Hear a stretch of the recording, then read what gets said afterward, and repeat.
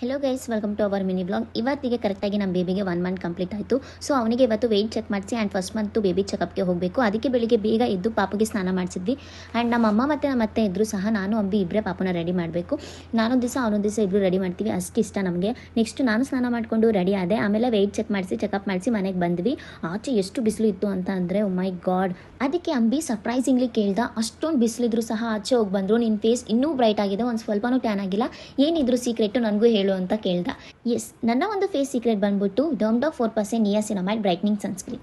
ಇದರಲ್ಲಿ ನಿಯಾಸಿನಮೈಡ್ ಇರೋದ್ರಿಂದ ಇದು ನಿಮ್ಮ ಫೇಸ್ನ ಬ್ರೈಟ್ ಮಾಡುತ್ತೆ. ಅಷ್ಟೇ ಅಲ್ಲ, ಇದರಲ್ಲಿ SPF 50 PA +++ ಕೂಡ ಇದೆ. ಇದು ನಿಮ್ಮ ಸ್ಕಿನ್ನ UV ರೇಸಿಂದ ಪ್ರೊಟೆಕ್ಟ್ ಮಾಡುತ್ತೆ. ಈ ಒಂದು ಸನ್ಸ್ಕ್ರೀನು ಪರ್ಪಲ್ ಕಲರಲ್ಲಿ ಬರುತ್ತೆ. So purple colour neutralises yellow undertone in Indian skin tones. ನೀವೇನಾದರೂ ಬಿಸಿಲಲ್ಲಿ ಆಚೆ ಹೋಗಬೇಕು, ಇಲ್ಲ ಬಿಸಿಲಲ್ಲಿ ಕೆಲಸ ಮಾಡಬೇಕಂತಂದ್ರೆ I recommend this product to protect your skin.